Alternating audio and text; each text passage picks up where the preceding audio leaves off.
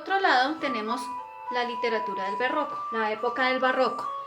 Esta época fue en donde gobernaron los reyes Felipe III y IV, ¿ok?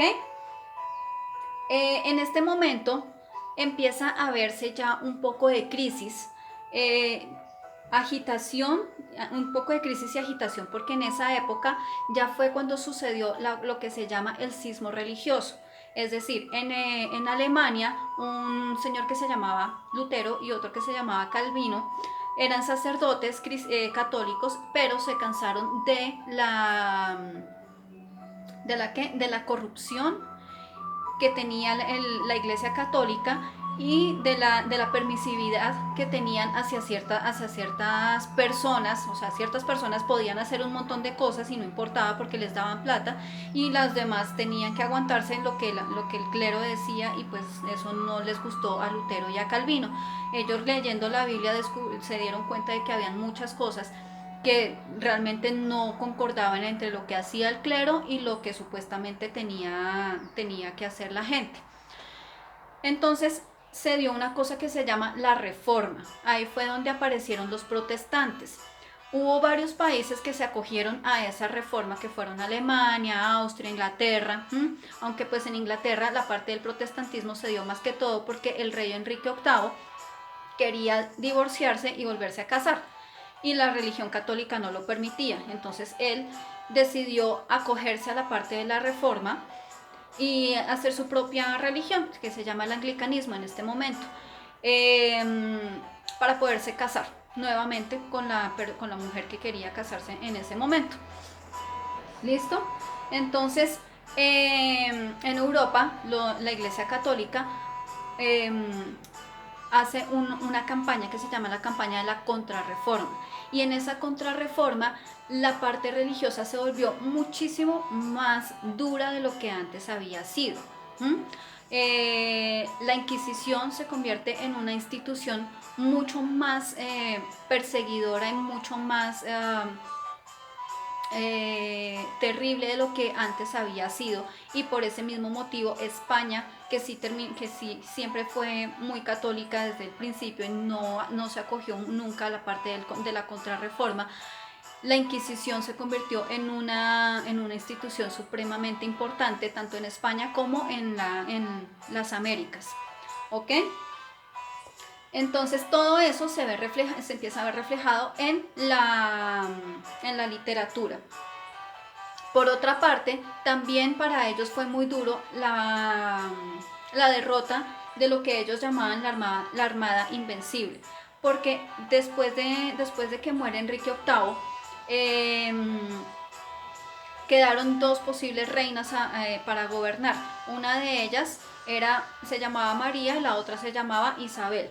María era hija de la esposa católica de Enrique VIII, y María quería que Inglaterra volviera a ser católica. Entonces ella se casó con uno de los Felipes, y ese Felipe le envió una armada para poder ayudarla para que volviera a Inglaterra a ser católica. Sin embargo, ellos perdieron. María muere y queda como reina Isabel I de Inglaterra, que ella sigue siendo protestante, ¿ok? Anglicana. Entonces, en esta época tenemos básicamente tres géneros de literatura. Primero, tenemos la lírica. La lírica en el momento del barroco ya se vuelve más aterrizada de lo que antes había sido. Entonces ya no hablamos de lírica amorosa y mística, sino que hablamos de lírica conceptista y culteranista. ¿Okay? La lírica conceptista habla sobre precisamente conceptos de cosas que están, de las cosas que ellos ven. Tiene agudeza, ironía y paradojas. ¿Ok? Tienen juegos de palabras, y además ellos tratan de que su lenguaje sea muy rico sin llegar a caer en los neologismos, o sea, palabras nuevas, o en extranjerismos, es decir, palabras traídas de otros idiomas. ¿Ok? Y por el otro lado tenemos el culteranismo, la lírica culteranista. En esta lírica se utiliza mucho el hiperbatón, que es la exageración, la mitología greco-romana y los cultismos, así los cultismos son las palabras cultas, así como también utilizan los neologismos y los extranjerismos, a diferencia del conceptismo.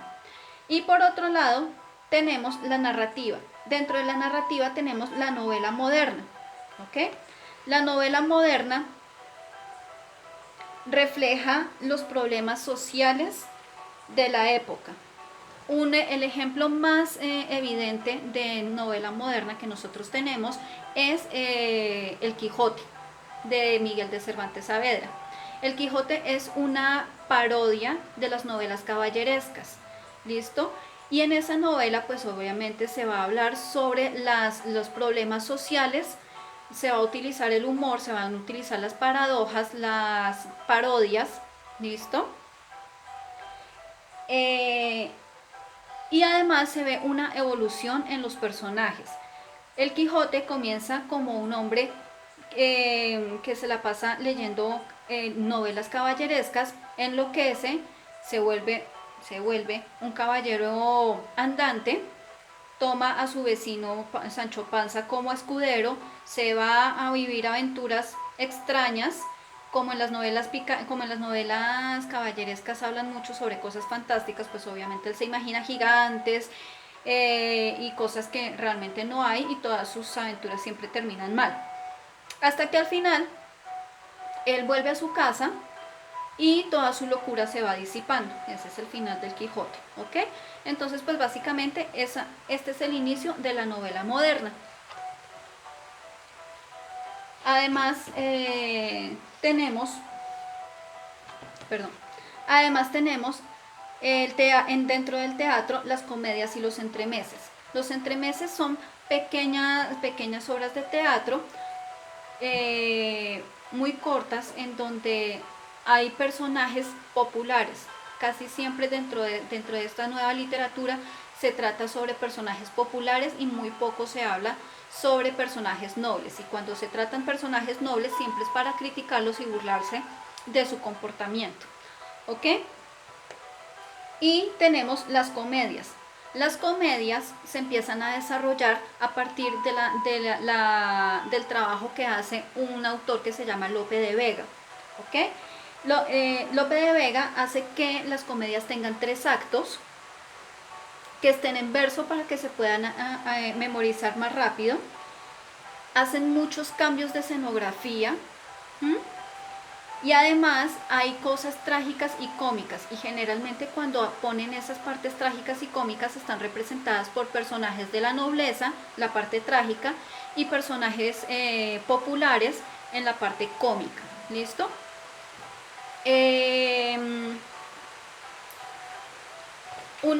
Una obra que representa bastante bien todo este cambio cultural que se realiza y que está justamente en la mitad entre el medioevo y el renacimiento es La Celestina. La Celestina hace parte del género narrativo, sin embargo está escrito como en diálogos,